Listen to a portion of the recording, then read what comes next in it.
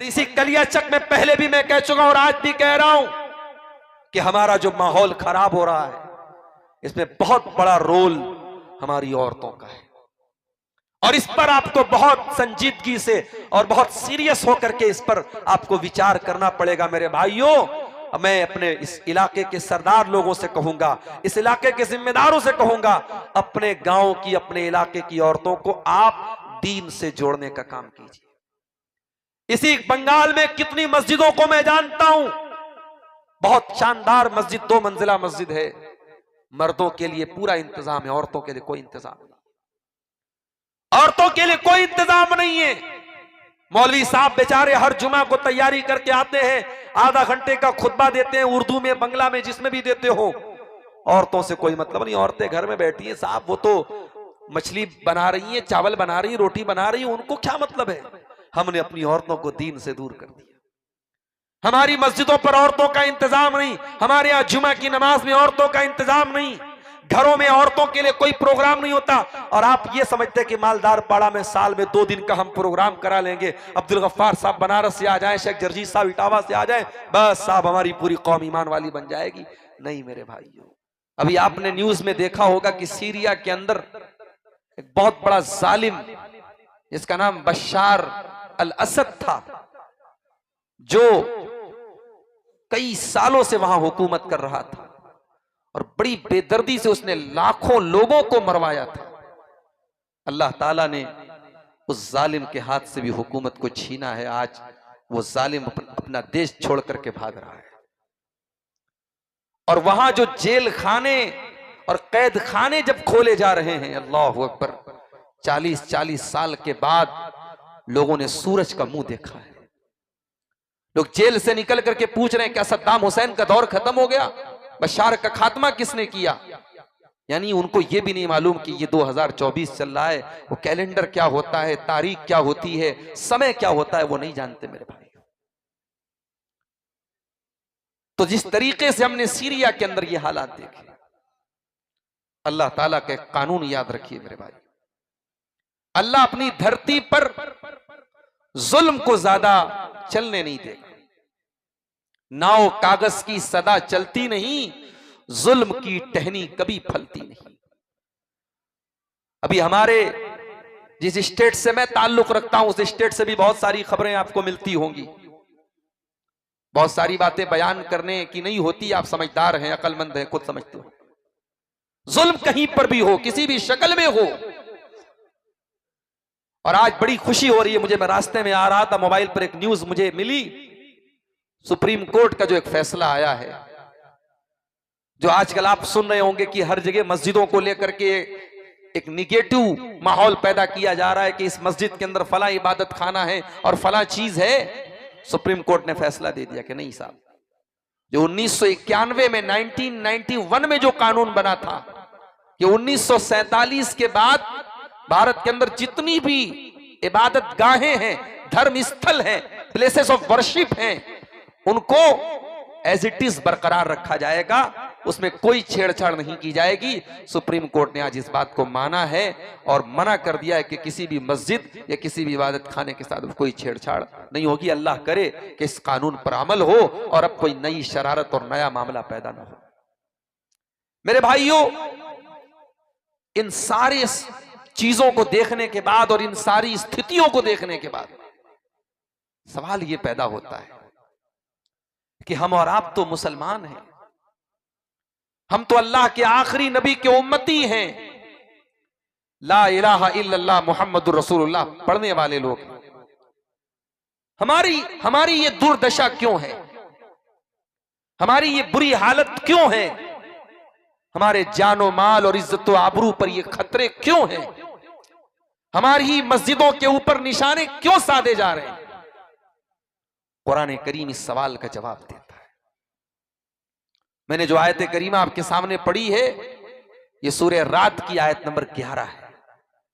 इस आयत में अल्लाह ताला ने एक कानून बयान किया है, इस धरती पर, इस दुनिया में हर दौर में ये कानून लागू होगा। इन्नल्लाह ला युगय्यिरु मा बिक़ौमिन हत्ता युगय्यिरु मा बिअन्फुसिहिम वइज़ा अरादल्लाहु बिक़ौमिन सूअन फला मरद्द लहु वमा लहुम मिन दूनिही मिन वाल। अल्लाह ताला किसी कौम के हालात को नहीं बदलता है, किसी कौम की परिस्थितियों को, किसी कौम की कंडीशन को नहीं बदलता है जब तक वो कौम अपनी हरकतों को, अपने आमाल को, अपने कामों को, अपनी एक्टिविटीज को न बदल ले।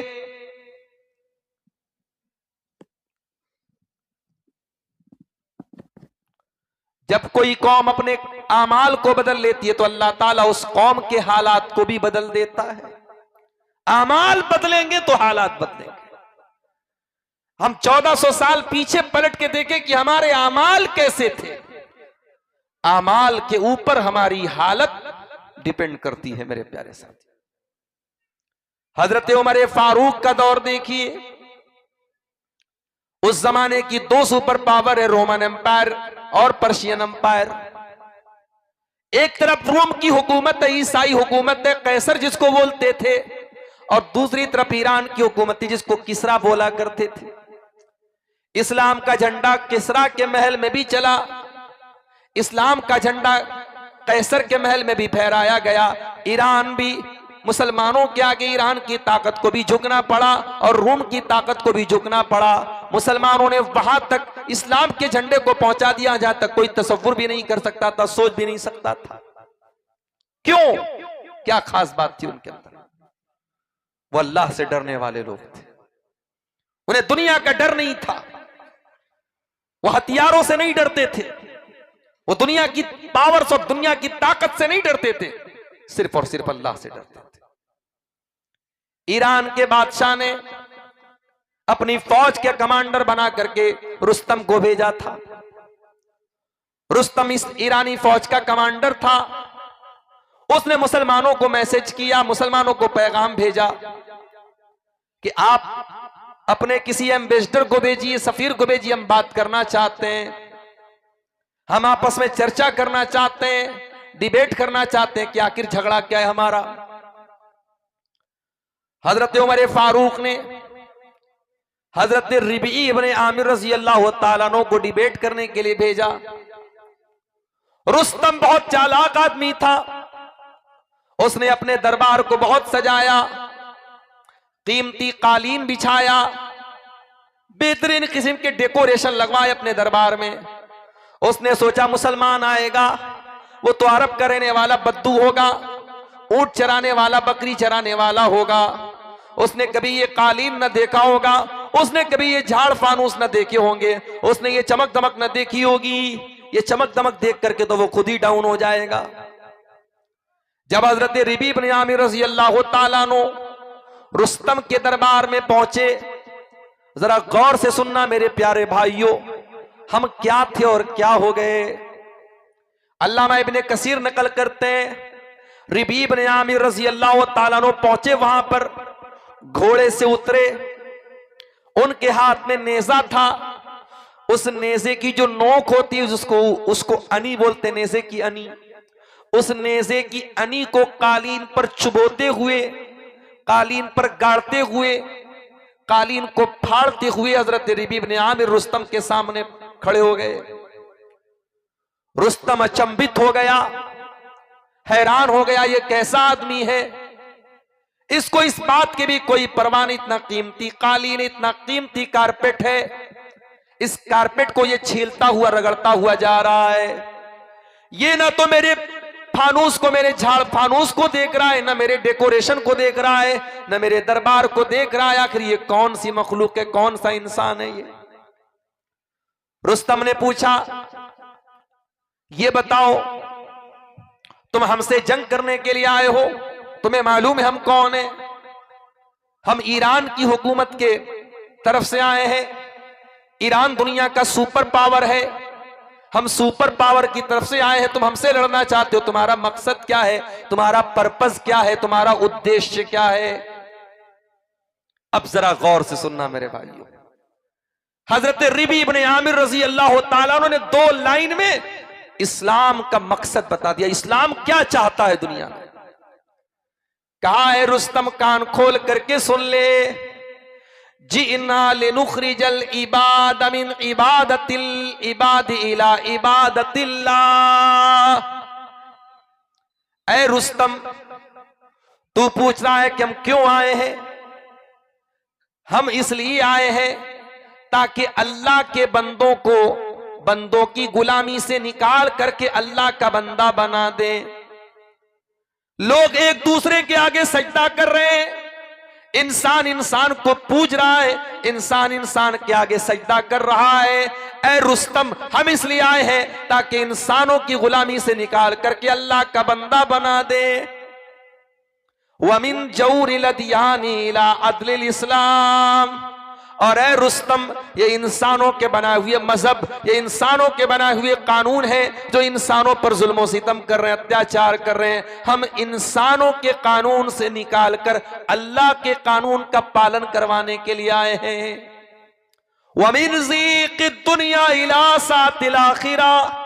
और ऐ रुस्तम, दुनिया वाले तो सिर्फ दुनिया की चार दीवारी के अंदर रह जाते हैं, दुनिया के बारे में सोचते हैं। हम तो इसलिए आए हैं ताकि आखिरत की लोग तैयारी करना शुरू कर दें, आखिरत के बारे में सोचना शुरू कर दें, जन्नत के बारे में सोचना शुरू कर दें। यह है इस्लाम का मकसद।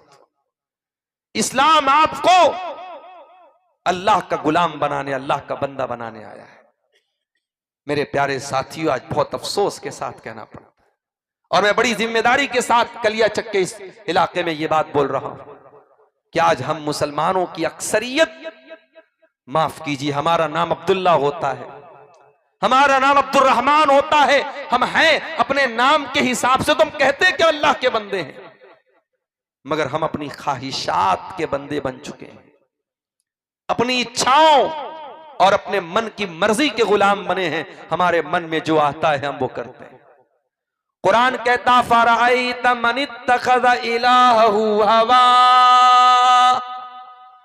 ऐ नबी, क्या आपने उस इंसान को देखा जिसने अपनी ख्वाहिशात को, अपनी इच्छाओं को, अपने मन के अंदर पैदा होने वाले ख्यालात को अपना माबूद बना लिया है?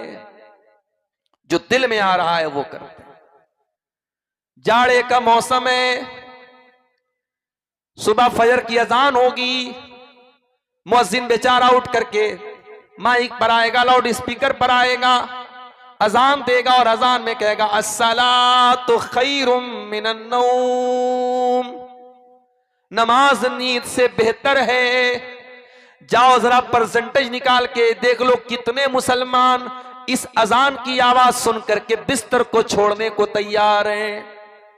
शायद अगर आप परसेंटेज निकालेंगे, शायद मैं कहता हूं कम भी हो सकता है, ज्यादा भी हो सकता है, अगर पूरे इंडिया का नहीं पूरी दुनिया का अगर आप परसेंटेज निकालेंगे, शायद 100 में 25 मुसलमान आपको ऐसे मिलेंगे जो अस्सलातु खैरुम मिनन नौम की आवाज सुन करके बिस्तर छोड़ करके मस्जिद में पहुंचते हैं। 75% मुसलमान बिस्तर छोड़ने को तैयार नहीं है। इसका मतलब यह हुआ 75% मुसलमान यह साबित कर रहा है कि नमाज बेहतर नहीं है, नींद बेहतर है। 75% मुसलमान यह साबित कर रहे हैं हय्या अलस सलाह की हमें कोई जरूरत नहीं है, हय्या अलल फलाह हमें कामयाबी की कोई जरूरत नहीं है। ऐ अजान देने वाले मुअज्जिन, तू अजान में चिल्लाता रहे हय्या अलल फलाह, मेरा पैसा मेरी कामयाबी है, मेरी दौलत मेरी कामयाबी है, मेरी मसेरी पर नरम नरम गद्दा मेरी कामयाबी है, मेरी खूबसूरत बीवी मेरी कामयाबी है, मेरे बच्चे मेरी कामयाबी है। हम नमाज को कामयाबी नहीं मानना चाहते। यही तो मतलब हुआ मेरे भाइयों। हय्या अलल फलाह और हय्या अलस सलाह की आवाज अगर हमें मुतासिर नहीं करती, हमें प्रभावित नहीं करती है, इसका मतलब कि हम इस अजान की आवाज से मुत्तफिक नहीं है। यही अजान की आवाज थी 1400 साल पहले खाने काबा में हजरत बिलाल ने दी थी। ये वही खाने काबा था, अल्लाह का घर था, और इस अल्लाह के घर को हजारों साल पहले फरिश्तों ने बनाया था। फरिश्तों के बाद आदम अलैहिस्सलाम ने उसको दोबारा रिबिल्ड किया था, नव निर्माण किया था। फिर जमाने के साथ साथ ये खाने काबा इसकी दीवारें टूट गई, इसका निशान खत्म होने लगा। फिर इब्राहीम अलैहिस्सलाम नाम के एक पैगंबर आए और अल्लाह ताला ने इब्राहीम को हुक्म दिया था और उन्होंने खाने काबा को बनाया था। इब्राहीम ने जब खाने काबा को बनाया था, अल्लाह ने उनको हुक्म दिया था अंतहिरा बैती लित्ताइफीना वल काइमीना वर्रुक्इस सुजूद। ऐ इब्राहीम, तुम खाने काबा तो बना रहे हो, तुम अल्लाह का घर तो बना रहे हो, मगर खबरदार इस घर में कोई गंदा काम नहीं होना चाहिए, कोई नापाक काम नहीं होना चाहिए। ये अल्लाह का घर है, इसमें कभी गैरुल्लाह की इबादत नहीं होनी चाहिए। इसमें तवाफ करने वाले तवाफ करते रहेंगे, इसमें नमाज पढ़ने वाले नमाज पढ़ते रहेंगे, इसमें सजदा करने वाले सजदा करते रहेंगे। ऐ इब्राहीम, हमेशा इस घर को पाक रखना। और इब्राहीम पूरी जिंदगी इस घर की हिफाजत करते रहे। इब्राहीम अलैहिस्सलाम के बाद उनकी औलाद में आगे चल करके ऐसे लोग पैदा हुए जिन्होंने उस खाने काबा में 360 पत्थर की मूर्तियां रख दी। 360 पत्थर के बुत रख दिए उस खाने काबा में। और जब हमारे नबी सल्लल्लाहु अलैहि वसल्लम दुनिया में आए तो उस खाने काबा में 360 बुत रखे हुए थे। मेरे प्यारे साथियों, अल्लाह के प्यारे नबी ने जब मक्का फतह किया सन 8 हिजरी में, और आप सहाबे किराम को लेकर के मक्का में दाखिल हुए, एक एक करके आपने मक्का से खाने काबा से सारे बुतों को निकाला और उसी खाने काबा की छत पर हजरत बिलाल ने अजान दी थी। यही वो अजान की आवाज थी जिसने पूरी दुनिया को तौहीद का पैगाम दिया था। आज हर गांव की मस्जिद से ये अजान हो रही है, हर मोहल्ले की मस्जिद से अजान की आवाज आ रही है, मगर दुनिया में कोई परिवर्तन नहीं आ रहा है। क्यों? क्योंकि खुद हमारे अंदर कोई परिवर्तन नहीं, हम खुद तब्दील होना नहीं चाहते। आज हालात ये हैं कि जो हमें चाहता है तोड़ देता है, मरोड़ देता है। दुनिया की ताकतें मुसलमानों को लूटने के लिए बेताब बनी। अभी सीरिया की मैं बात कर रहा था, सीरिया एक जालिम से आजाद हुआ, दूसरा जालिम फिर इस्राइल वहां पे हमला कर रहा है। मर कौन रहा है? गरीब मुसलमान मर रहा है, उसके बच्चे मर रहे हैं, उसकी औरतें मर रही। हालात ये आ गए। अल्लाह के नबी की वो हदीस हमें याद आती है। अल्लाह के प्यारे नबी फरमाते हैं यूशिकुल उमम अन तदा अलैकुम कमा तदा लकलतु इला कसातिहा। ऐ मेरी उम्मत के लोगों, वो जमाना भी तुम पर आएगा जब दुनिया की सारी कौमें तुम पर टूट पड़ेंगी, जिस तरीके से खाने वाले प्याले के ऊपर टूट पड़ते हैं। सहाबे किराम ने पूछा, अल्लाह के नबी, क्या उस वक्त हमारी संख्या बहुत कम होगी? अमिन किल्लतिन नहनु यौमइज़िन, क्या हमारी तादाद कम होगी? आपने फरमाया नहीं नहीं, तादाद तो बहुत ज्यादा होगी। वलाकिन्नकुम गुसाउन का गुसाई सैल, लेकिन तुम पानी के ऊपर जो झाग होता है, जो बुलबुले होते हैं, तुम उस झाग के जैसे हो जाओगे। अल्लाह ताला दुश्मनों के दिलों से तुम्हारे भय को निकाल देगा। तुम्हारे दिल के अंदर अल्लाह ताला दुश्मन का डर डाल देगा और तुम्हारा दिल तुम्हारे दुश्मन के डर दिल से निकाल देगा। अभी 1 महीना पहले की बात है, बनारस में मैं जा रहा था, बाइक चला रहा था, कहीं जाना था, मुझे जल्दी थी, बाइक लेके मैं जा रहा था और इत्तेफाक से हेलमेट मैंने नहीं पहना था। अब वो एक क्रॉसिंग आई, एक ट्रैफिक पुलिस वाला आया, उसने कहा हेलमेट क्यों नहीं पहना? मैंने कहा कि सर वो जल्दी थी इसलिए नहीं पहना।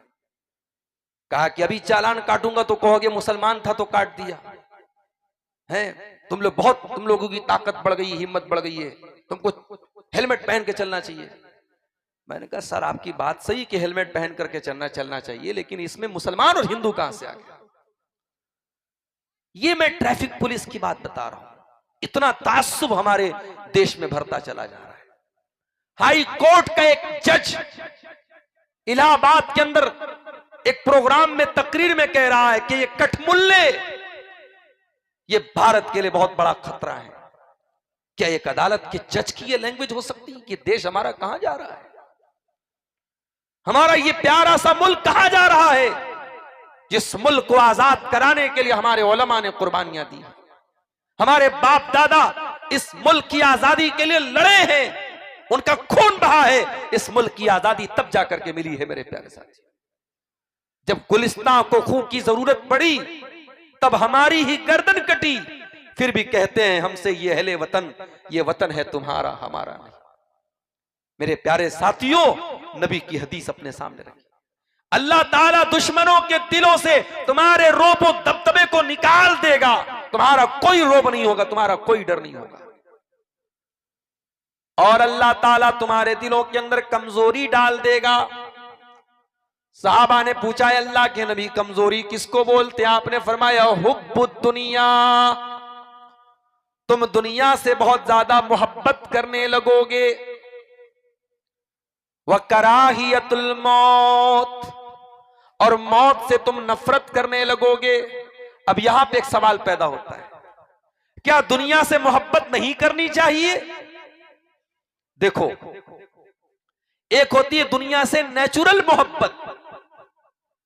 अगर कोई मौलाना साहब बोले मुझे पैसे से मोहब्बत नहीं है, गलत बोल रहे हो। कोई नमाजी आदमी, परहेजगार आदमी, मुत्तकी आदमी बोले कि नहीं भाई मुझे माल से कोई मोहब्बत नहीं, झूठ बोल रहा है। क्यों? इसलिए कि एक नेचुरल मोहब्बत तो माल की सबके दिल में है, और ये कुरान कह रहा है वइन्नहु लिहुब्बिल खैरि लशदीद। इंसान माल की मोहब्बत में बहुत सख्त है, इंसान के दिल में माल की बहुत ज्यादा मोहब्बत है। तो दुनिया की नेचुरल मोहब्बत गलत नहीं है मेरे भाई।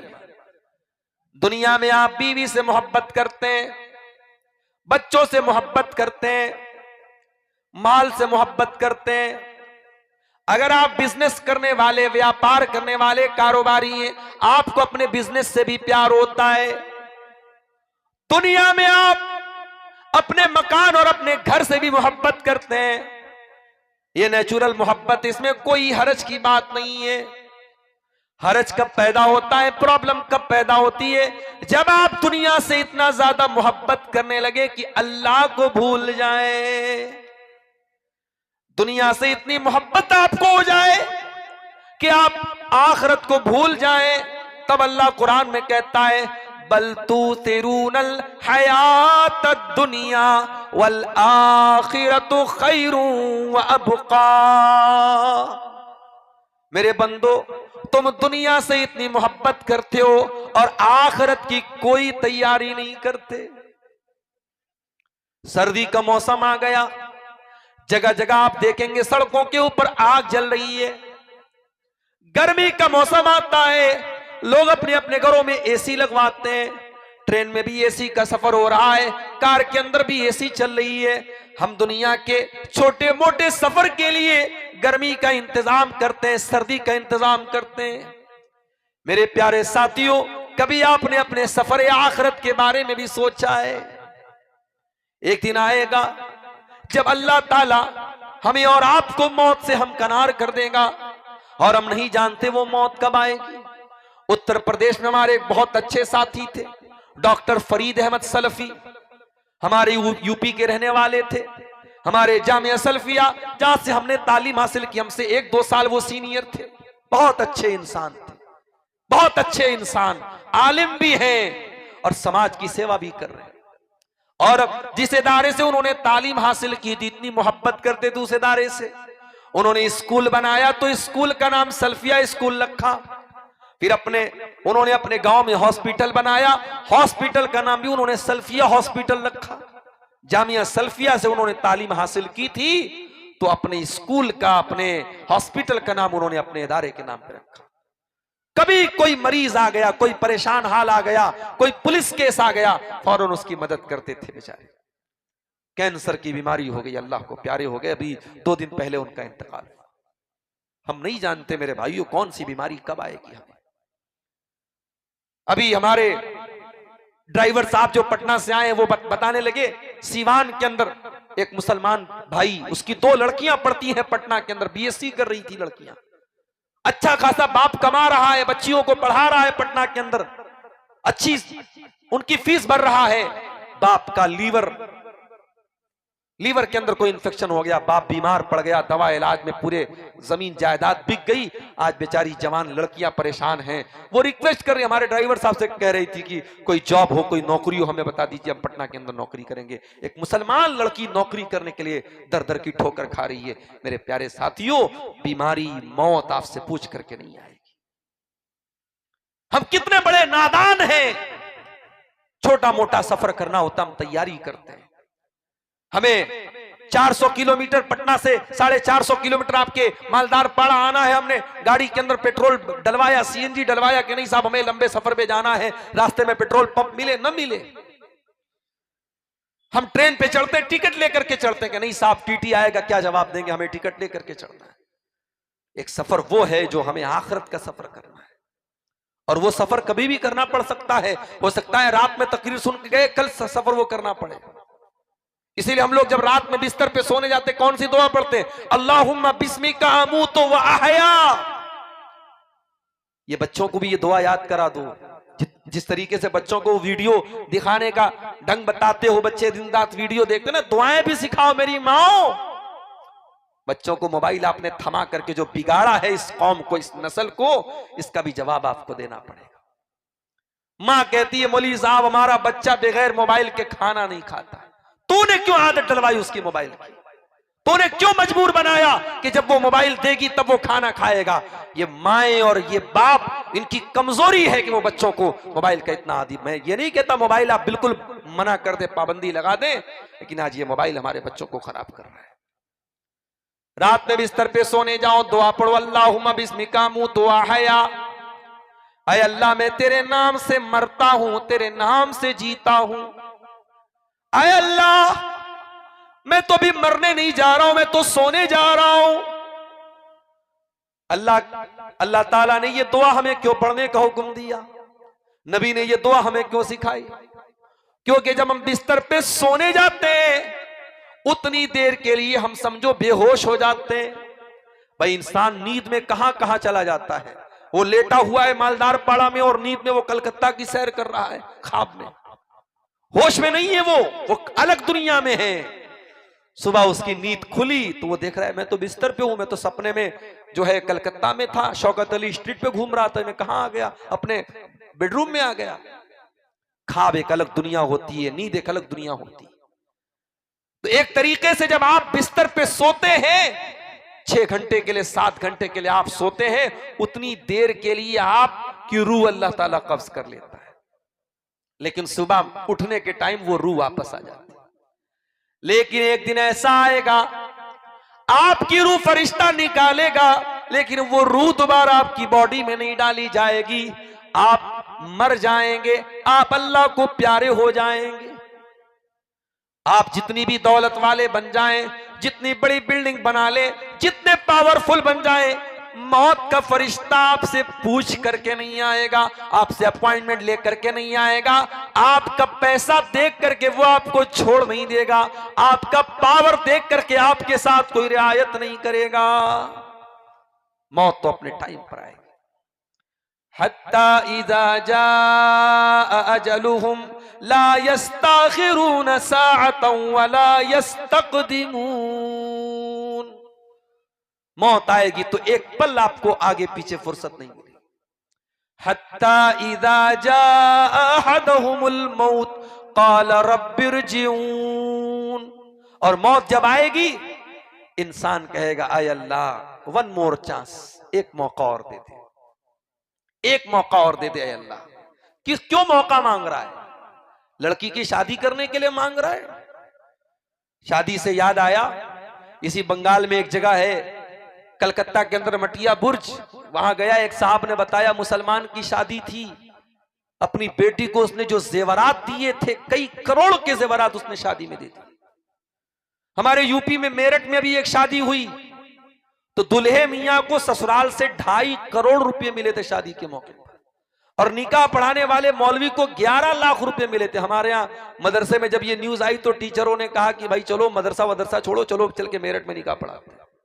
11 लाख रुपए निकाह की पढ़ाई मिली। साली ने आकर के घड़ी पहनाई तो साली साहिबा को घड़ी की पहनाई उन्होंने 11 लाख रुपए दे दी।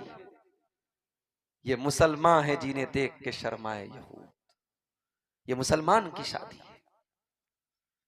सिद्धार्थ नगर में शादी है मुसलमान की। 20 लाख रुपए उसने हवा में लहरा दिए, नोटों की गड्डियां उसने हवा में लहरा दी। साहब मैं बहुत दौलत वाला हूं। हत्ता इज़ा जाअ अहदहुमुल मौत, ऐ दौलत लुटाने वाले, ऐ जहेज लेने वाले, ऐ लंबी लंबी रकमों को लुटाने वाले, ऐ शादी ब्याह में फजूल खर्ची करने वाले, कल मौत तो तेरे पास भी आएगी। और जब मौत आएगी तो तू क्या कहेगा? रब्बिरजिऊन, ऐ अल्लाह एक मौका और दे दे। एक मौका और क्यों मांग रहा है? क्या बिजनेस को और बढ़ाना है? क्या बिल्डिंग को और ऊंचा बनाना है? क्या बिटिया की शादी करना है? क्यों एक मौका और मांग रहा है? कहता है लअल्ली अअमलु सालिहन फीमा तरक्तु। कहेगा अल्लाह एक मौका और दे दे, मैं वादा करता हूं, आई प्रॉमिस, कि मैं दुनिया में अब वापस जाकर के नेक अमल करूंगा, ऐसा अमल करूंगा जिससे तू खुश हो जाएगा। अल्लाह फरमाता है कल्ला, ये नहीं हो सकता। इन्नहा कलिमतुन हुवा काइलुहा व मिन वराइहिम बरज़खुन इला यौम युबअसून। ऐ मेरे बंदे, ये नहीं हो सकता। अब तू मर गया, अब तेरी दुनिया अलग हो गई, अब तेरे बीच में और दुनिया वालों के बीच में एक बरज़ख खड़ी हो गई, एक बैरियर खड़ा हो गया। अब तू दुनिया वालों से कोई कांटेक्ट नहीं कर सकता। ये बॉलीवुड की फिल्मों में दिखाया जाता ना, आत्मा वापस आती है दुनिया में, कोई आत्मा कभी वापस नहीं आती। किसी की कोई रूह कभी मरने के बाद वापस, लोग बोलते खुदकुशी करने वाले की आती है। क्यों भाई, उसकी क्यों आती है? बोले उसने आत्महत्या की है ना। अच्छा, तो उसकी रूह वापस क्यों आती है? बोले वो जब तक अपने असल टाइम उसका नहीं आ जाएगा तब तक रूह उसकी घूमती रहती है। तो भाइयों, जो आत्महत्या कर रहा है वो भी अपने असल टाइम पर ही मरा है। ये मत समझो कि वह टाइम के पहले मर गया है, उसकी मौत वैसे ही लिखी थी। अब कोई ये ना समझे इससे कि जब उसकी मौत लिखी थी तो आत्महत्या करने वाले को दोषी क्यों मानते हैं, वो गुनहगार क्यों है, वो एक अलग मसला है। तकदीर लिखी है लेकिन हमें तदबीर का हुक्म है, हम मजबूर नहीं हैं। हमारी तकदीर में लिखा है कि हम ये काम करेंगे, मगर अल्लाह हमारा हाथ पकड़ के हमें मजबूर नहीं कर रहा। अल्लाह ने हमें सही और गलत का रास्ता बता दिया है। अगर हम गलत रास्ता चुनते हैं, अल्लाह की हमें सजा मिलेगी। दुनिया के सफर की इतनी तैयारी है मेरे भाई, इस सफर की कोई तैयारी नहीं। कुरान कहता है वतज़व्वदू फ़इन्न खैरज़्ज़ादित तक़वा। ऐ सफर के लिए निकलने वालों, जब सफर में जाया करो तो सफर का सामान लेकर के निकला करो। अल्लाह के नबी के दौर में यमन के कुछ लोग हज करने जब आते थे, उमरा करने, तो वो सामान लेके नहीं जाते थे। बोलते हम तो हज करने जा रहे हैं, अल्लाह के घर जा रहे हैं, हम पैसा लेके नहीं जाएंगे, हम सामान लेके नहीं जाएंगे, खाली हाथ जाते थे। और जब मक्के में जाते थे तो लोगों के सामने हाथ फैलाते थे। अल्लाह ने फरमाया वतज़व्वदू, ऐ हज करने वालों, ऐ उमरा करने वालों, ऐ सफर करने वालों, जब तुम सफर में निकला करो तो सामान लेकर के निकला करो, ज़ादे राह लेकर के निकला करो, सफर की तैयारी करके निकला करो। और जब तुम सफर की तैयारी करके निकलते हो फ़इन्न खैरज़्ज़ादित तक़वा, तो आखिरत के सफर की तैयारी कर लो। और आखिरत के सफर में ये पैसा काम ना आएगा, ये बीवी काम ना आएगी, ये बच्चे काम ना आएंगे। आखिरत के सफर में अल्लाह का तकवा काम आएगा, अल्लाह का डर काम आएगा। कभी सोचो मेरे भाई, कब्र के अंदर हमारा क्या हाल होगा। अभी बंगाल से बिहार की बॉर्डर जब हम लोग क्रॉस करके बंगाल आने लगे, रास्ते में एक जगह बड़ा सन्नाटा था, दोनों तरफ जंगल ही जंगल था। हमारे ड्राइवर साहब बोले मौलाना शेख, वो हमको शेख बोलते, बोले शेख साहब ये तो बड़ा जंगल वाला इलाका आ गया।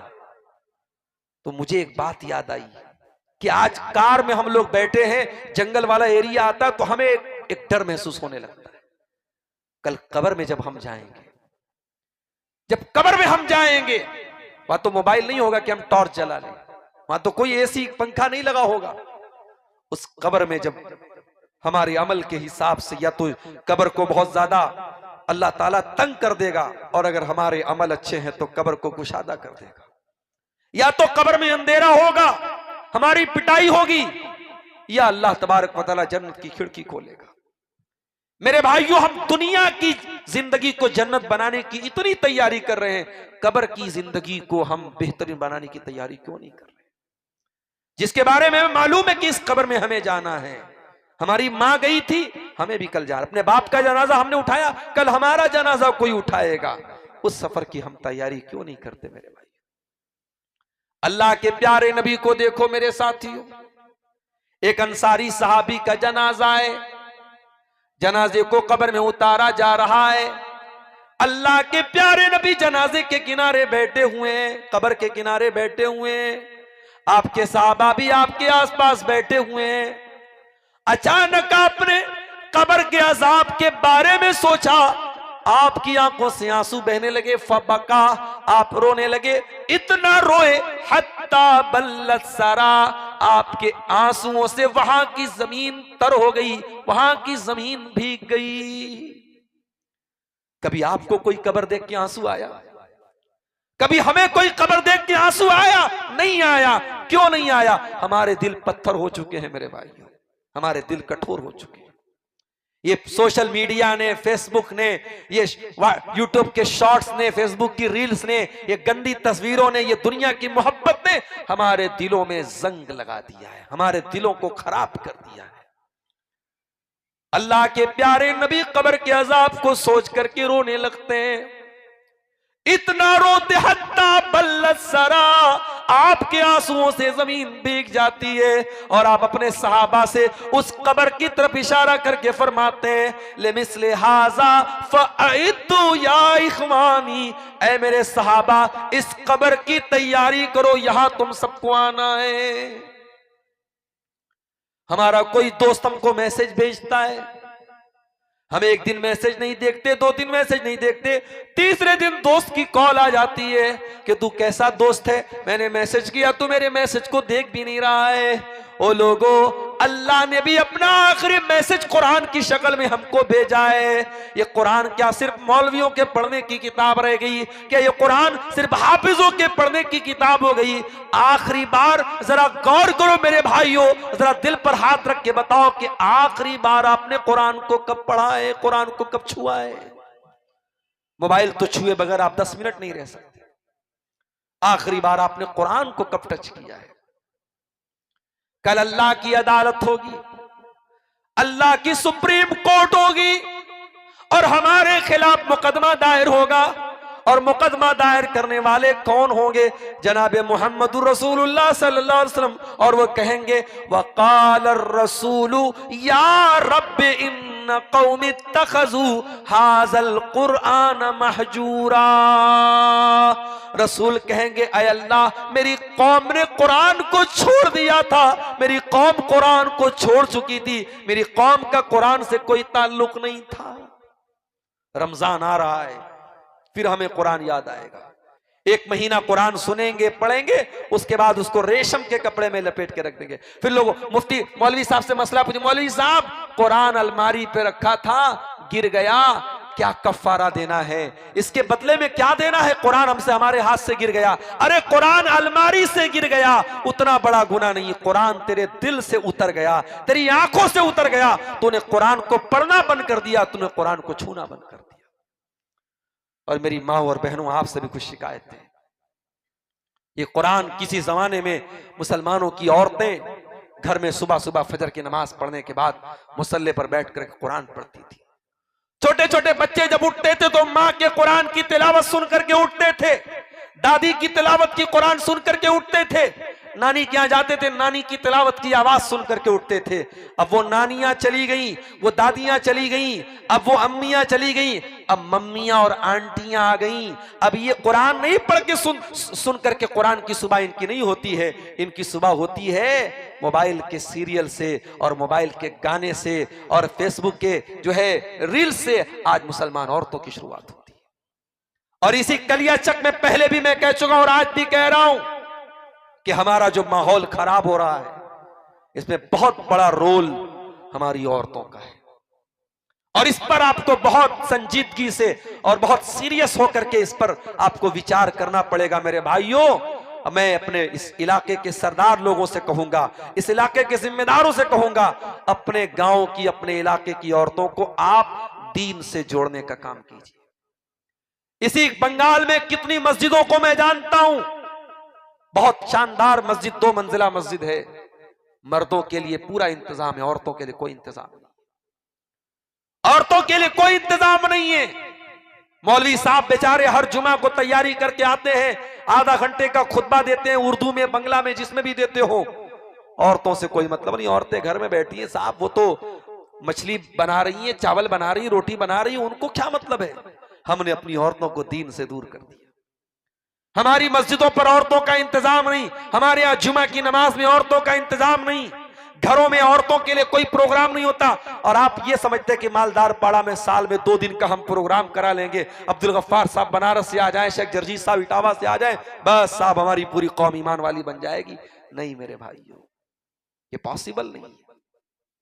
जब बीमारी बड़ी हो तो एंटीबायोटिक भी तगड़ा होना चाहिए। डॉक्टर का हमारे तो इस इलाके में बहुत सारे डॉक्टर लोग, हमारे उमर भाई भी कुछ प्रैक्टिस करते जानते होंगे, अगर इन्फेक्शन ज्यादा हो तो डॉक्टर जो है वो डोज बढ़ा देता है एंटीबायोटिक का।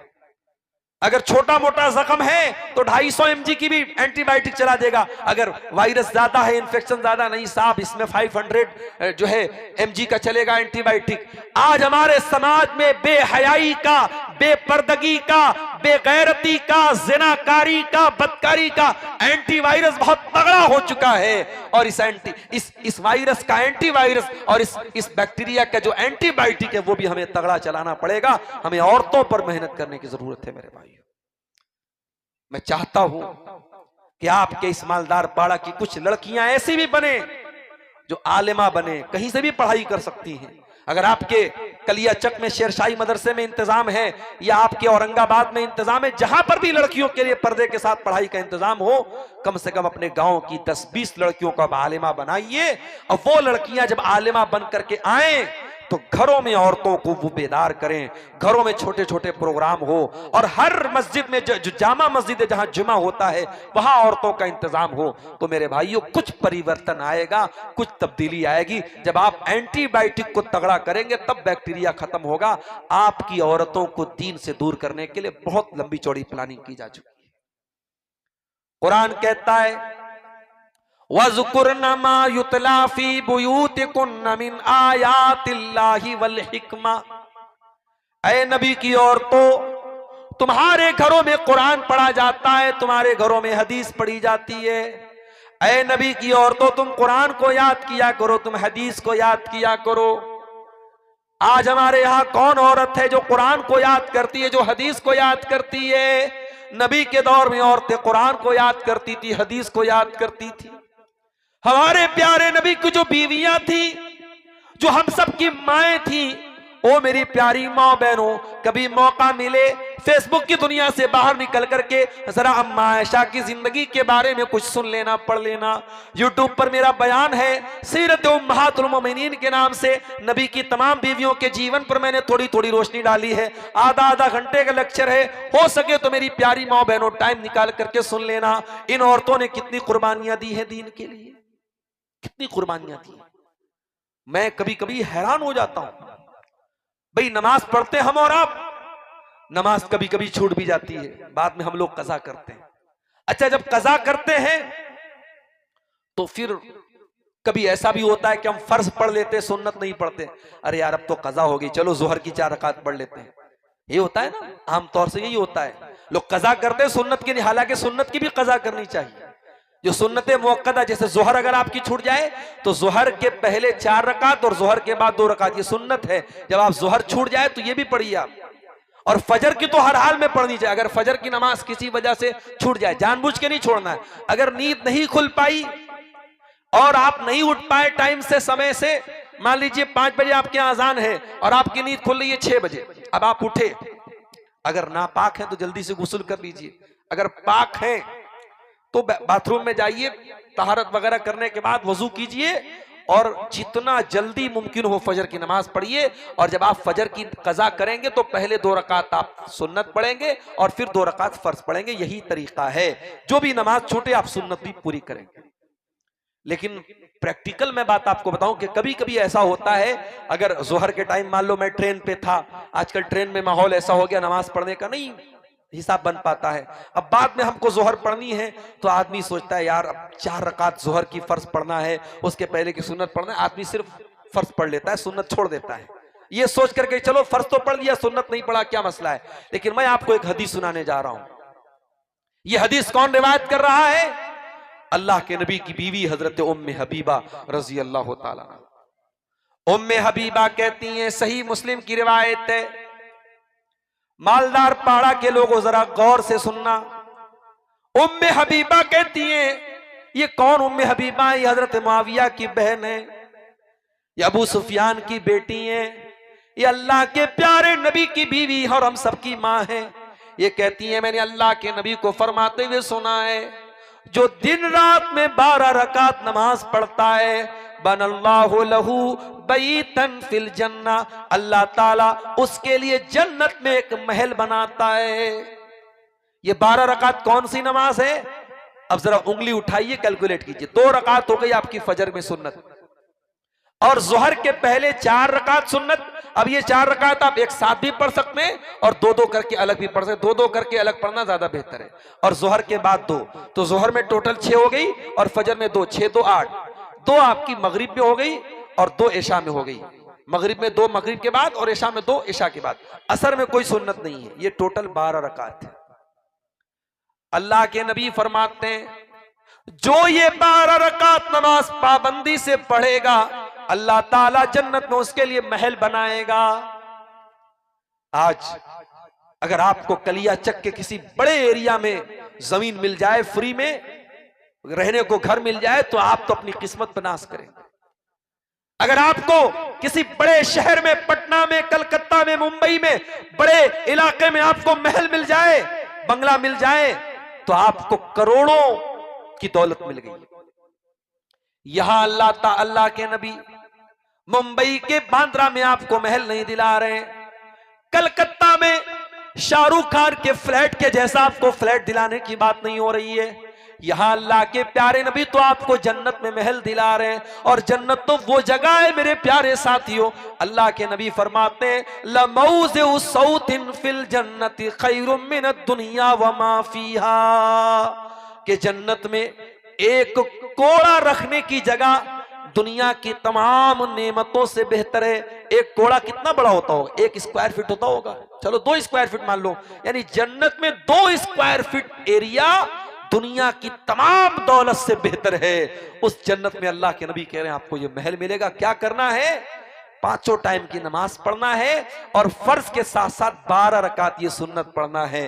उम्मे हबीबा कहती हैं, जब से मैंने नबी से ये हदीस सुनी है, बड़े गौर से सुनना मेरी माँ और बहनों, उम्मे हबीबा औरत है, कहती है जब से मैंने ये हदीस सुनी है, मां तरक्तुहुन्ना, मैंने ये 12 रकात नमाज कभी नहीं छोड़ी है। मैं आज जब ये हदीस पढ़ता हूं कांप जाता हूं कि आज बड़े बड़े मर्दों के बस की बात नहीं कि ये 12 रकात नमाज के बारे में दावा करके कह दे मेरी कभी नहीं छूटी है। उम्मे हबीबा कहती है मेरी ये 12 रकात कभी नहीं छूटी। ईमान हो तो ऐसा हो, नबी की सुन्नत पर अमल करने का जज्बा हो तो ऐसा हो मेरे भाई। नबी के दौर की औरतें भी बड़ी शानदार होती थी। नबी के दौर में एक अंसारी साहबी अल्लाह के नबी के पास आते हैं, अरे अल्लाह के नबी, मैं अपनी बेटी के लिए रिश्ता तलाश कर रहा हूं, मेरी बेटी बहुत खूबसूरत है, पढ़ी लिखी है, मैं अपनी बेटी के लिए रिश्ता तलाश कर रहा हूं, कोई अच्छा रिश्ता हो तो बता दीजिए। अल्लाह के नबी ने कहा ठीक है हम बता देंगे। अल्लाह के नबी के सहाबा में एक सहाबी थे, उनका नाम था जुलैबीब रजी अल्लाह ताला अन्हु। जुलैबीब बहुत अच्छे, बहुत नेक इंसान थे, लेकिन गरीब आदमी थे, उनके पास ज्यादा रुपया पैसा धन दौलत नहीं थी, और जुलैबीब बहुत ज्यादा खूबसूरत भी नहीं थे, उनके चेहरे पर दाग धब्बे भी निकले हुए थे। एक मर्तबा जुलैबीब अल्लाह के नबी के पास आए। अल्लाह के नबी ने पूछा जुलैबीब शादी हुई तुम्हारी? अच्छा, अल्लाह के नबी की एक और आदत थी कि आप जिस एज का बंदा होता था उससे उस हिसाब की बात करते थे। 70 साल के बूढ़े से आप शादी की बात नहीं कर रहे हैं, लेकिन यह सामने 18-20 साल का जवान लड़का है, तो अल्लाह के नबी उससे पूछ रहे शादी हुई तुम्हारी? जुलैबीब ने कहा नहीं अल्लाह के नबी शादी नहीं हुई मेरी। आपने कहा क्यों शादी नहीं हुई तुम्हारी? कहा अल्लाह के नबी कौन शादी करेगा मुझसे, मेरे पास न धन है, न दौलत है, न रुपया है, न पैसा है, और खूबसूरत भी नहीं हूं, मेरे चेहरे पर दाग धब्बे निकले हुए हैं, मुझसे कौन शादी करेगा। आपने कहा जुलेबीब तुम घबराओ नहीं, हम तुम्हारी शादी कराएंगे, अच्छा रिश्ता तुम्हारा कराएंगे।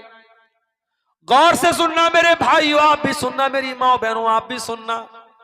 समाज में बहुत सारे बिगाड़ तो हमारे शादी ब्याह की वजह से आ रहा है। इतनी रस्म रिवाज हमने शादी ब्याह में पैदा कर दी है कि आज ऐसा लगता है कि मौलवी साहब जो निकाह पढ़ाते हैं, बस निकाह पढ़ाने का काम ये दीन के हिसाब से होता है, बाकी शादी में कोई काम दीन के हिसाब से नहीं होता है, सारा सब समाज के हिसाब से होता है। अल्लाह के नबी ने जुलेबीब से कहा जुलेबीब हम तुम्हारी शादी कराएंगे। दूसरे दिन अल्लाह के नबी अंसारी साहबी से कहते हैं कि ऐ मेरे अंसारी साहबी, आपने अपनी लड़की के रिश्ते के लिए कहा था, मेरे पास आपकी लड़की के लिए एक रिश्ता है। अंसारी साहबी खुश हो गए, उन्होंने कहा अल्लाह के नबी तो बड़ी खुशखबरी की बात है, बहुत अच्छी बात है, किसका रिश्ता है। आपने कहा कि हम तुम्हारी लड़की की शादी जुलेबीब से कराना चाहते हैं। कहा जुलेबीब, अब सारे सहाबा जानते थे जुलेबीब कैसे हैं, उनके पास कितना पैसा है, कितना माल है और चेहरा वगैरह कैसा है। सहाबी के चेहरे पर थोड़ी सी नागवारी आई, मगर सहाबी ने इनकार नहीं किया। कहा अल्लाह के नबी ऐसा है, रिश्ते नाते का मामला है, मैं घर में थोड़ा लड़की की मां से डिस्कस कर लेता हूं और फिर उसके बाद में आपको जवाब देता हूं। बड़े गौर से सुनना मेरे भाइयों, सहाबी घर आते हैं और अपनी बीवी से कहते हैं कि हमारी बेटी के लिए अल्लाह के प्यारे नबी ने रिश्ता भेजा है। बीवी खुश हो गई, ये तो बहुत अच्छी बात है, किसका रिश्ता भेजा है। कहा जुलेबीब का रिश्ता भेजा है। बीवी भी जुलेबीब को जानती थी, उसने कहा नहीं नहीं, हमारी बेटी इतनी खूबसूरत है, इतनी पढ़ी लिखी है, हम अपनी बेटी की शादी जुलेबीब से नहीं करेंगे। इतना अच्छा अच्छा रिश्ता आया, हमने ठुकरा दिया, अब हम जुलेबीब से शादी करेंगे, हम नहीं करेंगे उससे शादी। लड़की की मां ने इनकार कर दिया। लड़की अंदर पर्दे से सारी बात सुन रही थी अपने मां बाप की। आई वो मां बाप के सामने, कहा है मेरी प्यारी अम्मी जान, ऐ मेरे प्यारे अब्बू जान, ठीक है आपको ये रिश्ता पसंद नहीं है, आपकी अपनी दलील है कि लड़का ज्यादा खूबसूरत नहीं है, ज्यादा कमाने वाला नहीं है, मगर आप ये सोचिए ये रिश्ता कौन पेश कर रहा है, जनाब मोहम्मद रसूलुल्लाह सल्लल्लाहु अलैहि वसल्लम। और अगर नबी ने ये रिश्ता भेजा है तो कुछ सोच समझ के भेजा होगा, जरूर ये रिश्ता हमारे हक में बेहतर है, तभी तो अल्लाह के नबी ने भेजा है। इसलिए मैं ये चाहती हूं कि ये रिश्ता रसूल ने भेजा है और रसूल का भेजा हुआ रिश्ता ठुकराना मुनासिब नहीं है। सहाबी अल्लाह के नबी के पास आए, कहा अल्लाह के नबी मैं क्लियर बात बताता हूं आपको, रिश्ता मुझे भी पसंद नहीं था, मेरी बीवी को भी पसंद नहीं था, लेकिन मेरी बेटी ने कहा कि जब ये रिश्ता अल्लाह के रसूल पेश कर रहे हैं तो फिर रसूल का भेजा हुआ रिश्ता ठुकराना और उसको रिजेक्ट करना मुनासिब नहीं है। मेरी बेटी तैयार है। अल्लाह के नबी ने दुआ की, अल्लाहुम्मा सुब्बा अलैहा सब्बन नाफिया, ऐ अल्लाह इस बच्ची के ऊपर तू बरकतों की बारिश नाजिल फरमा, वला तजअल ऐशहा कद्दन कद्दा, और ऐ अल्लाह इस लड़की की जिंदगी में कभी मुश्किलात और परेशानियां ना आए। नबी दुआ दे रहे हैं। इसका मतलब यह हुआ कि अगर कोई लड़का या लड़की अच्छा काम करे, दीनदारी का काम करे, तो जो समाज के नेक लोग हैं उनको हौसला बढ़ाना चाहिए, उसको इनकरेज करना चाहिए, उसको दुआ देनी चाहिए। नबी ने दुआ दी उस लड़की को। लड़की की शादी जुलेबीब से हो जाती है। दोनों मियां बीवी हंसी खुशी जिंदगी गुजार रहे हैं।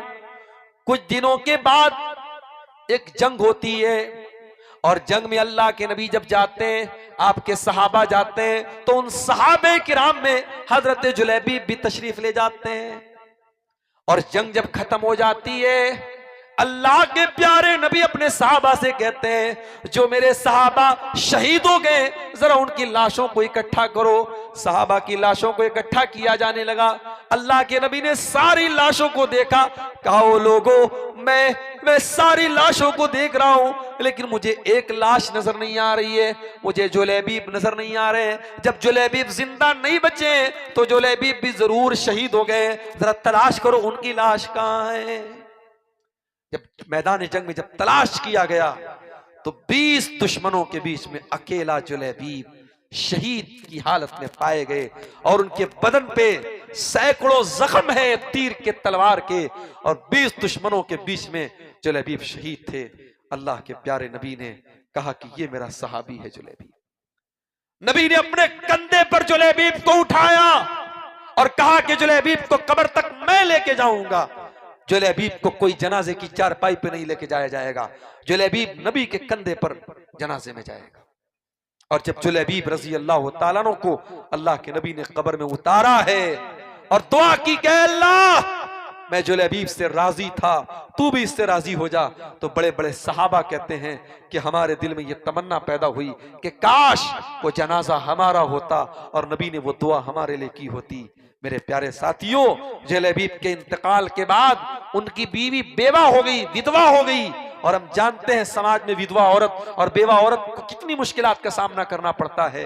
मगर सहाबा कहते हैं कि और बेवा औरतों को तो दिक्कत आती थी, परेशानी आती थी, मगर जुलैबीब की बेवा को कभी हमने किसी दिक्कत नहीं देखा। अल्लाह गैब से उसको रोजी देते थे और वो बेवा होने के बावजूद सदका खैरात बहुत ज्यादा करती थी। मेरे अजीजों, मेरी प्यारी माँ और बहनों, ये औरतें कहां चली गई? आज समाज से ये औरतें खत्म हो गई।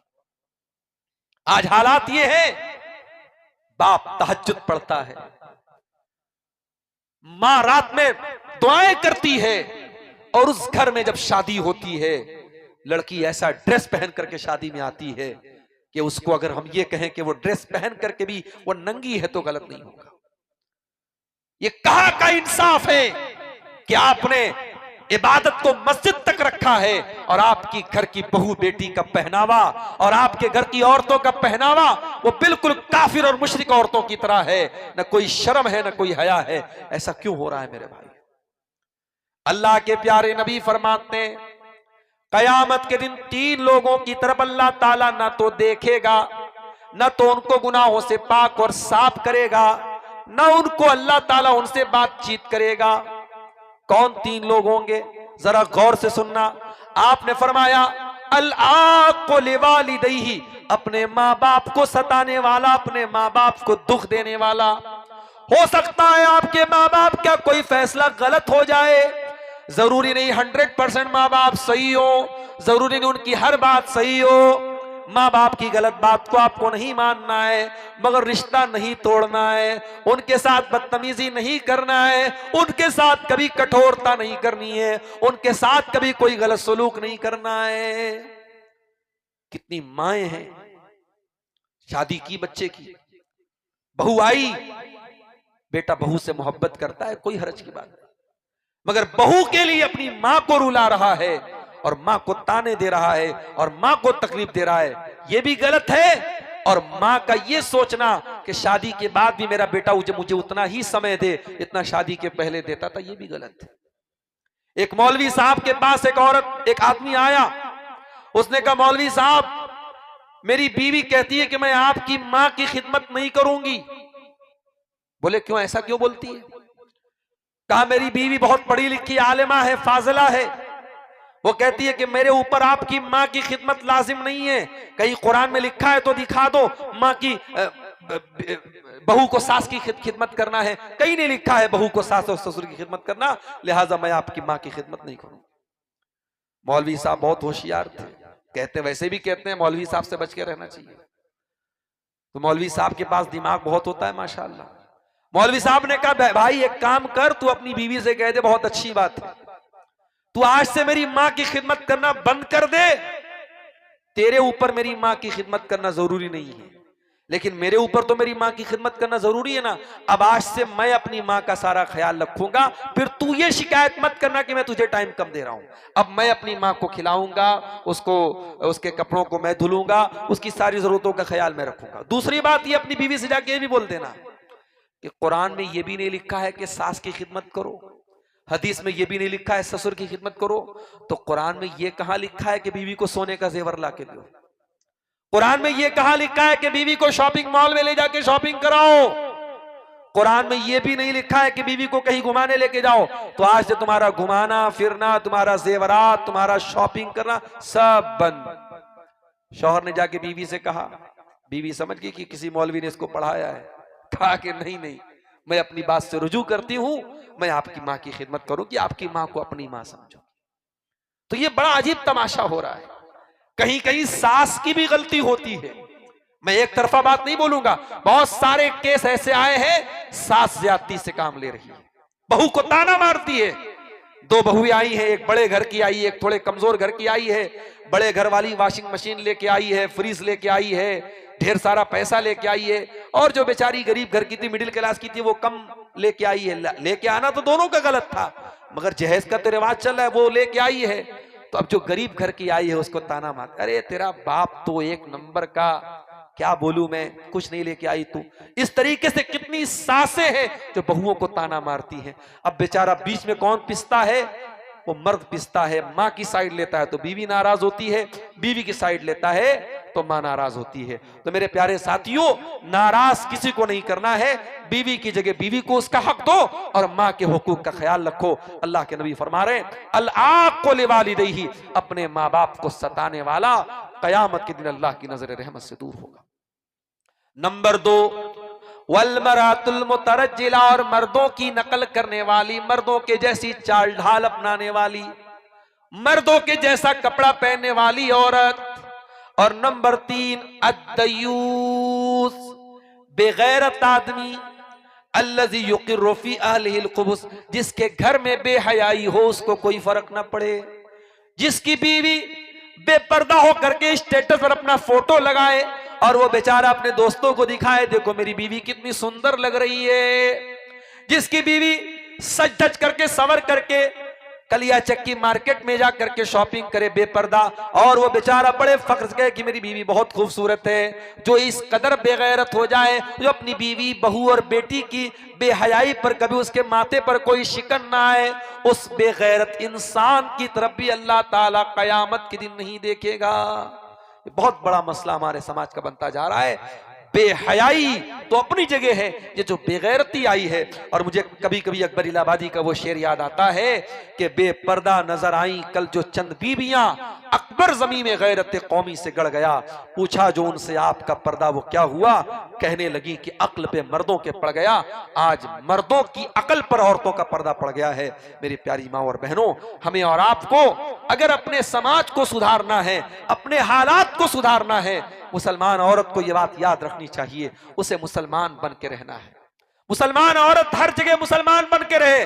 अगर वो अपने घर में है तब भी मुसलमान बन के रहे, मार्केट में है तब भी मुसलमान बन के रहे। उसका शरीर, उसका जिस्म कोई खिलौना नहीं है कि जिसका मन चाहे, जिसका दिल चाहे देख ले। एक औरत, मुसलमान औरत जब घर से बाहर निकले, वो ऐसे कपड़े और ऐसी चादर में निकले, ऐसे नकाब में और ऐसे पर्दे में निकले कि कुरान कहता है ज़ालिका अदना अन युरफ़ना फला युज़ैन, कि दुनिया उसे पहचान जाए कि हाँ ये इज्जतदार घर की औरतें हैं, ये पर्दा करने वाली औरतें। अब औरतों पर तो बातें हो गई, आखिर के 15 मिनट में थोड़ा सा अपने नौजवानों का भी टाइम लेना चाहता हूं। बहुत ठंडी के मौसम में आप बैठे हैं, थोड़ा सा आपको गर्म करना चाहता हूं, थोड़ी आपके अंदर ईमान की गर्मी पैदा करना चाहता हूं। मेरे नौजवान साथियों, आज अल्लाह का फजलो करम है कि मुंबई से लेकर के बंगाल तक हर इलाके में जहां हमारे मुसलमान हमें बुलाते हैं, दावत देते, वहां हमारा जाने का इत्तेफाक होता है। लेकिन एक चीज कॉमन हम देख रहे हैं अपनी इस कौम के अंदर कि हमारा नौजवान बहुत बुरी तरीके से इस्लाम से दूर हो रहा है। मुसलमान नौजवान दीन से दूर हो रहा है। अभी मुंबई के अंदर एक इलाका है मुंब्रा, वहां पर बाकायदा स्कूल के बच्चे 18 साल के नहीं और भी कम साल के, 15 साल के, 14 साल के बच्चे वो ड्रग्स ले रहे हैं। यकीन करें वो नशीला पाउडर ले रहे हैं, इतना खतरनाक पाउडर। वहां मुंबई के लोगों ने मुझे बताया उसका नाम MD होता है, और वो इतना खतरनाक पाउडर होता है कि जो बच्चा एक बार आदी हो जाता है फिर छूटता नहीं है, और वो शरीर को गला के खत्म कर देता है, बर्बाद कर देता है। आज हमारे पास फोन आता है, मुसलमान का कॉल आता है कि मौलाना साहब हमारे गांव में एक केस हो गया, एक लड़का लड़की ने आपस में गलत काम कर लिया और फिर गांव वालों ने दोनों की शादी करा दी और शादी के 3-4 महीने के बाद पैदाइश हो गई बच्चे की। अब मसला बताइए क्या करना है। शर्म भी आती है, अफसोस भी होता है, ये कौम कहां पहुंच गई और क्या क्या मसले पैदा हो रहे हैं। मेरे प्यारे साथियों, ज़िनाकारी में आज हमारा नौजवान आगे है, बदकारी में हमारा नौजवान आगे है, नशाखोरी में हमारा नौजवान आगे है, हराम बिजनेस में और हराम कारोबार में हमारा नौजवान आगे है। आज कितने ऑनलाइन एप्स हैं जो बिल्कुल हराम है, कोई बिजनेस नहीं है, सट्टेबाजी हो रही है, क्रिकेट पर सट्टा लग रहा है, या शेयर मार्केट में बहुत सारी सट्टे की शक्लें हैं, या ऐसी फर्जी कंपनियां हैं जो पैसा लेकर के बड़े बड़े रिटर्न देने की बात कर रही हैं। नौजवान उनके झांसे में आ जाता। अभी कटिहार के इलाके में किसी ने बताया कि एक मुसलमान ने एक कंपनी आई थी जिसका नाम मेटा ओजोन कंपनी था, 1 करोड़ रुपए उसमें लगाए थे। 1 करोड़ मस्जिद के लिए देना पड़ जाए, मदरसे के लिए देना पड़ जाए तो नानी मर जाती है। 1 करोड़ छोड़ दो, 1 लाख देने में नानी मर जाती है। लोग नहीं देते हैं, बड़ी मुश्किल से मस्जिद के लिए, मदरसे के लिए, अल्लाह के घर के लिए देते हैं। 1 करोड़ रुपया उसने कंपनी में लगाया, कंपनी डूब गई, 1 करोड़ रुपया डूब गया। आज वो बेचारा मोहताज बन गया है दूसरों का। मेरे प्यारे साथियों, अपने नौजवानों को एक मैसेज देना चाहता हूं कि नौजवानों, दुनिया की 4 दिन की जिंदगी के पीछे इतने अंधे मत बनो। ये दुनिया आज है, कल नहीं रहेगी। आज आप जवान है, कल बूढ़े हो जाएंगे। आज अगर कुछ गुनाह हमने किए हैं, कल पछताना पड़ेगा। गुनाह की लज्जत वक्ती तौर पर हमें अच्छी लगेगी, मगर गुनाह होने के बाद हमें एहसास होगा कि यार ये नहीं करना चाहिए था। गुनाह की लज्जत और गुनाह का जायका है तो बड़ा टेस्टी, मगर उसका पछतावा बाद में जरूर होगा। इसलिए मेरे नौजवान साथियों, आपको पैगाम देना चाहता हूं, कल जुमा का दिन है, अगर आपको मौका मिले जाइए, घर में कुरान खोलिए और कुरान के 15वें पारे में अल्लाह ताला ने असहाब कहफ का वाकया बयान किया है। अल्लाह के कुछ बंदे थे जो अपने महलों को छोड़ के, अपने अमीर बाप की हवेली को छोड़ के एक गुफा में जाकर के, एक पहाड़ की गुफा में जाकर के सो जाते हैं। क्यों जाते हैं वहां? बाप का महल क्यों छोड़ा, मां की हवेली क्यों छोड़ी? अपने दीन को बचाने के लिए, अपने ईमान को बचाने के लिए। और उन नौजवानों को अल्लाह ताला ने 300 साल तक उस गुफा में सुलाए रखा। उनका वाकया अल्लाह ने कुरान में बयान किया है। जाइए कुरान का 15वां पारा खोलिए, उनका वाकया जब अल्लाह बयान करता है तो अल्लाह ताला एक बात को हाईलाइट करता है। अल्लाह कहता है, इन्नहुम फित्यतुन आमनू बिरब्बिहिम वज़िदनाहुम हुदा, कि ये हमारे चंद नौजवान बंदे थे। ये 18-20 साल के, 22 साल के यंग लड़के थे। आज भी ये जलसा होता है, बुजुर्गों का मशवरा होता है, बड़ों का मशवरा होता है, मगर जलसे में आगे आगे मेहनत करने वाले, उलमा से कांटेक्ट करने वाले, उलमा को रिसीव करने वाले, उलमा को खाना खिलाने वाले, स्टेज को और पूरे पिंडाल को सजाने वाले, आप देखें मेजॉरिटी नौजवान होते हैं। आज भी बड़े बड़े काम नौजवान ही कर सकते हैं।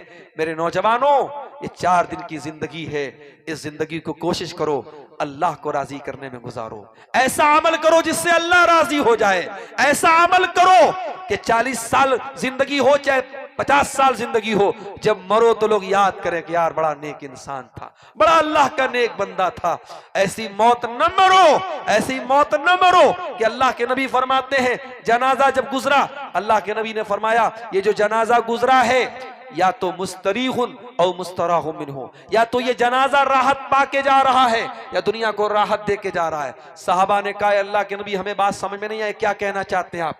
आपने फरमाया, अगर नेक इंसान का जनाजा है, अच्छे इंसान का जनाजा है, तो वो दुनिया की तकलीफों से, दुनिया की टेंशन से, दुनिया के तानों से नजात पा गया, राहत पा गया। अब वो कब्र में जाएगा और जन्नत का मजा लेगा, जन्नत की खिड़की उसके लिए खोली जाएगी और आखिरत में जाएगा तो जन्नत मिलेगी। वो दुनिया से राहत पा गया। और जो बुरा आदमी होगा, जो बदकार होगा, जो गलत काम करने वाला होगा, जो नशाखोर होगा, जो हरामखोर होगा, जो बदकार होगा, जब वो मरेगा, अल्लाह के नबी फरमाते हैं, जब उसका जनाजा जाता है, यस्तरीहु मिनहुल इबादु वल बिलादु वश्शजरु वद्दवाब,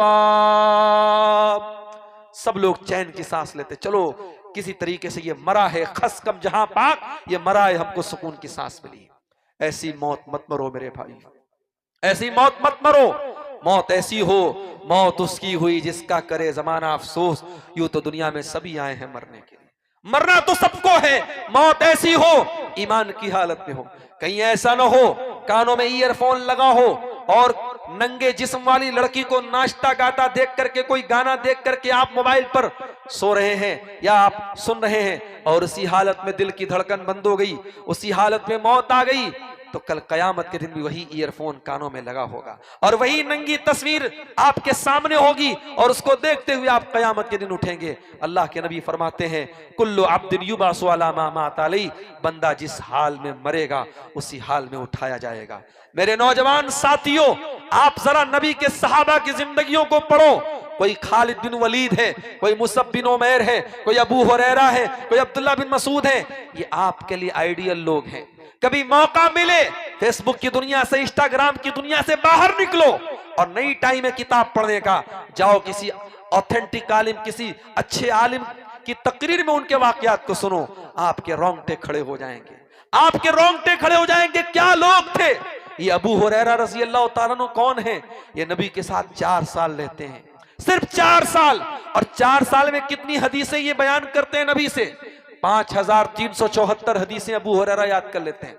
लोग कहते हैं अबू हुरैरा हम नबी के साथ 10 साल रहे, हम नबी के साथ 11 साल रहे, हमें उतनी हदीस याद नहीं, तुम्हें 5000 हदीस कैसे याद हो गई? अबू हुरैरा कहते हैं कि ऐ मेरे भाई, तू खेतों में काम करने चला जाता था, तू मार्केट में बिजनेस करने चला जाता था। अबू हुरैरा नबी के दरवाजे पर पड़ा रहता था, खाना मिला तो मिला, पानी मिला तो मिला, भूखा प्यासा रहकर अबू हुरैरा नबी के साथ साथ रहता था, नबी की एक एक बात को याद करता था, नबी की एक एक बात को नोट करता था। इसलिए 5374 हदीसों को रिवायत किया अबू हुरैरा ने। ये हजरत मुआज इब्न जबल हैं। ये कौन है? नबी के बड़े चहेते सहाबी हैं, नबी इनके ऊपर बहुत भरोसा करते थे।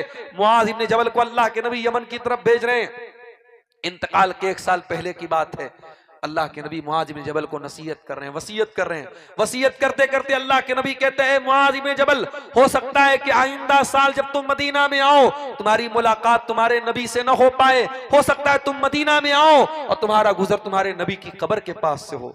नबी की मौत का जिक्र आया, नबी की वफात का जिक्र आया, मुआज इब्न जबल रोने लगे, आंखों से आंसू बहने लगे। अल्लाह के नबी ने मदीना की तरफ अपना हाथ का इशारा किया और आपने फरमाया कि ऐ मुआज इब्न जबल, कान खोल करके सुन लो कि कयामत के दिन सबसे करीब मुझसे वो लोग होंगे जो मुत्तकी और परहेजगार होंगे। मुत्तकी लोग नबी से करीब होंगे। मेरे नौजवान साथियों, अगर आपके दिल में नबी का साथ पाने की तमन्ना है, नबी के हाथों कौसर का जाम पीने की तमन्ना है, रात में तकरीर अगर सुनने का गट्स है, तो सुबह फजर की नमाज में उठने का भी गट्स पैदा करो। आपके हाथों में इंटरनेट भरा मोबाइल है, सोशल मीडिया वाला मोबाइल है, उस पे गलत और गंदी चीजें भी हैं, उस पे अच्छी चीजें भी हैं। जब शैतान आपको गलत चीजों की तरफ लेके जाने की कोशिश करे तो अपने नफ्स से कह दे, अपने नफ्स से कह दो कि मैं इस मोबाइल पर जो गलत चीजें देखूंगा हो सकता है मैं डिलीट कर दूं, हो सकता है कि दुनिया वालों को इसके बारे में न पता चले, मगर उस अल्लाह को क्या जवाब दूंगा? याअलमु खाइनतल आयुनि वमा तुख्फिस सुदूर, जो आंखों की चोरी को भी जानता है, जो दिलों के छुपे हुए भेद को भी जानता है। अपने दिल से कह दो कि कोई देखने वाला नहीं है, कोई कैमरा नहीं है, अल्लाह का कैमरा 24/7 ऑन है, अल्लाह का कैमरा चल रहा है। व इन्ना अलैकुम लहाफिज़ीन किरामन कातिबीन यअलमून मा तफ़अलून, अल्लाह के किरामन कातिबीन तो एक एक बात को लिख रहे हैं। मेरे प्यारे साथियों, तकवा इसी का नाम है कि हर हालत में इंसान के दिल में इस बात का एहसास हो, अल्लाह देख रहा है, अल्लाह का डर इंसान अपने दिल में पैदा करे। मेरे नौजवान साथियों, आप जलसा सुनते हैं, उलमा के बयानात सुनते हैं, उलमा से मोहब्बत करते हैं, लेकिन अगर उलमा की तकरीरों पर और उनकी कही गई बातों पर अमल नहीं करते हैं तो माफ कीजिए, इस मोहब्बत का कोई मतलब नहीं। अब्दुल गफ्फार साहब थे की तकरीरें आपने बहुत यूट्यूब पर सुनी होगी, उनके साथ कभी आपने सेल्फी भी ली होगी, मगर इस सेल्फी और इस मोहब्बत का कोई फायदा अल्लाह के आपको नहीं मिलेगा अगर इस मोहब्बत के साथ साथ ये जज्बा भी ना हो कि हाँ हम उनकी बातों पर अमल भी करेंगे। आज मस्जिदों का हाल ये है कि मस्जिदें मरसियां खां है कि नमाजी न रहे। मन अपना पुराना पापी था, बरसों में नमाजी बन न सका। मस्जिद तो बना ली शब भर में ईमा की हरारत वालों ने, मन अपना पुराना पापी था, बरसों में नमाजी बन न सका। आज हमारी माँ और बहनों का क्या हाल है?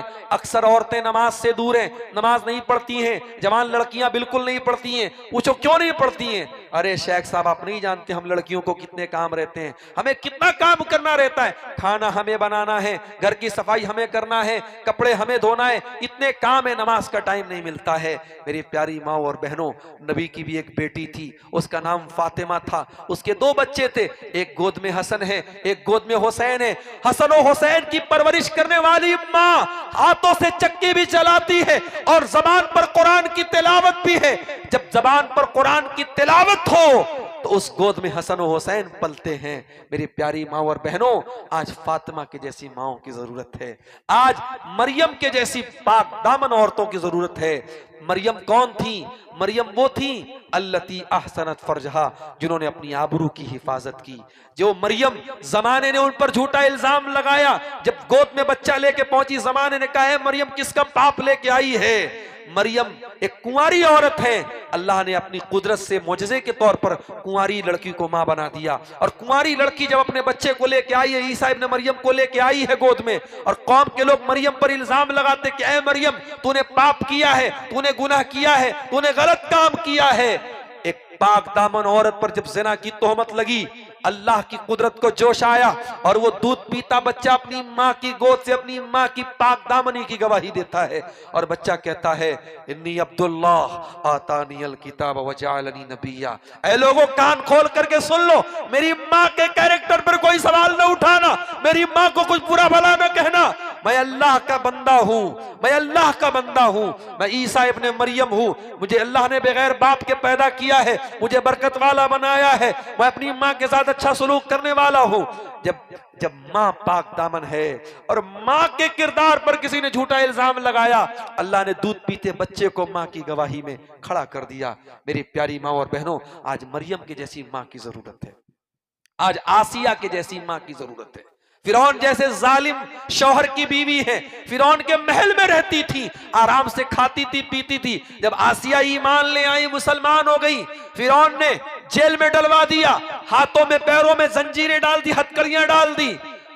आसिया दुआ करती अल्लाह की बारगाह में, कहती रब्बि इब्न ली इंदक बैतन फिल जन्नह वनज्जिनी मिन फिरौन व अमलिही वनज्जिनी मिनल कौमिज़ ज़ालिमीन। आय अल्लाह, मैं तेरी बंदी आसिया हूँ, फिरौन की बीवी हूँ। आय अल्लाह, तेरी खातिर, तेरी तौहीद की खातिर, तेरे ईमान की खातिर फिरौन का महल मैंने छोड़ दिया, फिरौन का ऐशो आराम छोड़ दिया। आय अल्लाह, तू मुझे अपने पास जन्नत में एक महल अता फरमा और मुझे इस जालिम से नजात दे दे।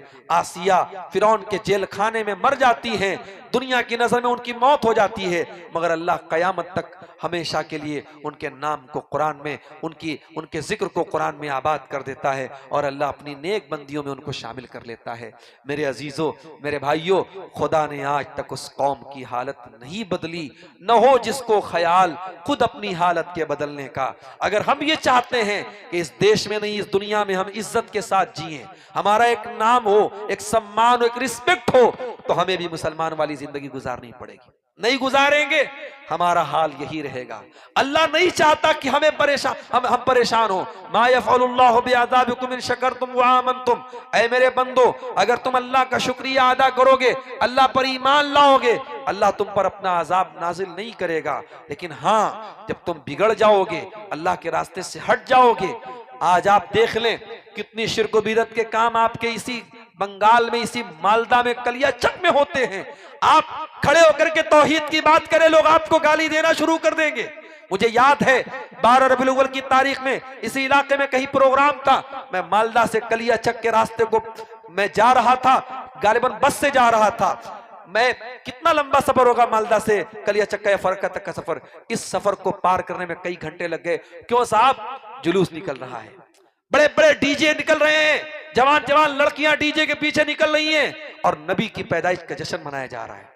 और इतनी जज्बाती है ये कौम, आप खड़े होकर समझा दे कि भाई गलत है, ये साबित नहीं है, ये सही नहीं है, लोग आपको मारना पीटना शुरू कर देंगे, लोग आपको गाली देना शुरू कर देंगे। लोगों की नजर में जो ये काम कर रहा है वही रसूल का चाहने वाला है, और जो काम ये नहीं कर रहा है वो रसूल का गुस्ताख है, नौजुबिल्लाह। आज बिदात और खुराफात में मुसलमान डूबा हुआ है। कितने मुसलमान हैं उनकी औरतें मज़ारों पर औलाद नहीं हो रही है, मज़ारों पे कब्रों पे जा जा के सर झुका रही हैं। कितने मुसलमान हैं घर में बच्चा बीमार हो गया, गले में तावीज पहन करके वो चल रहे हैं। मेरे भाइयों, हम अल्लाह को नाराज करके हम दुनिया में तरक्की नहीं कर सकते। हम अल्लाह को नाराज करने वाला काम करके, शिर्क करके, बिदअत करके हम ये सोचे कि अल्लाह हमें इज्जत देगा, नहीं। कुलिल्लाहुम्मा मालिकल मुल्की तूतिल मुल्क मन तशा व तंज़िउल मुल्क मिम्मन तशा व तुइज़्ज़ु मन तशा व तुज़िल्लु मन तशा। बादशाहत अल्लाह के हाथ में है, अल्लाह के पावर अल्लाह के हाथ में है। बशार अल असद ने सोचा नहीं था, 31 साल हुकूमत करने वाला, 6-7 लाख लोगों को मार देने वाला, कभी सीरिया से उसको भागना पड़ेगा। आज वो भाग रहा है। दुनिया का हर जालिम याद रखे, हर फिरौन याद रखे, उसे एक दिन जमीन छोड़ के जाना है, एक दिन उसके जुल्म का अंजाम बुरा होना है, हर डिक्टेटर को खत्म होना है। बादशाहत का मालिक अल्लाह है, इज्जत का मालिक अल्लाह है, जिल्लत का मालिक अल्लाह है। हम मानते हैं आज हम बहुत जलीलो खार हैं, बहुत परेशान हैं, मगर हम दुआए कुनूत में क्या कहते हैं? वला यइज़्ज़ु मन आदैत वला यज़िल्लु मन वालैत। ऐ अल्लाह, जिससे तू दोस्ती कर ले, जिससे तू मोहब्बत कर ले, वो कभी जलील नहीं हो सकता, और जिससे तू दुश्मनी कर दे वो कभी इज्जत नहीं पा सकता। अल्लाह के दोस्त बन जाओ मेरे भाई, अल्लाह के चाहने वाले बन जाओ, अल्लाह को राजी करने वाला अमल कर लो, और फिर देखो दुनिया आपकी इज्जत का लोहा मानेगी, दुनिया आपका लोहा मानेगी। दुआ करते हैं अल्लाह ताला से रब्बुल आलमीन हमें हर उस अमल से बचने की तौफीक दे जो अल्लाह को नाराज करने वाला है, और हर उस अमल की तौफीक दे जो अल्लाह को राजी करने वाला है। ये 2 दिन का प्रोग्राम जिन भाइयों ने मुनक्किद किया है, कल का, हाँ, अच्छा, ये प्रोग्राम जो है आपको मालूम भी होगा, मदरसे का प्रोग्राम है, और कलेक्शन के लिए ये प्रोग्राम किया गया है। तो आप लोग जाते जाते माओ बहनों से भी कहना चाहूँगा कि इस इदारे के लिए, मदरसे के लिए आप हजरात भी कुछ ताउन करके जाएं, ताकि जिस असल मकसद के तहत जो प्रोग्राम कराया गया है वो मकसद पूरा हो। जलसे के लिए आप इदारे के लिए, मदरसे के लिए कुछ दान दे करके, ताउन दे करके जाएं। अल्लाह ताला आप सबके माल में बरकत अता करे और आपको इस इदारे का ताउन करने की तौफीक दे। आमीन व आखिर दावाना अनिल हम्दुलिल्लाहि रब्बिल आलमीन। দিয়ে যাবেন, মौलाना আছেন, মौलाনার হাতে আপনারা দিয়ে যাবেন। মহিলাদের পক্ষ বলা যাচ্ছে।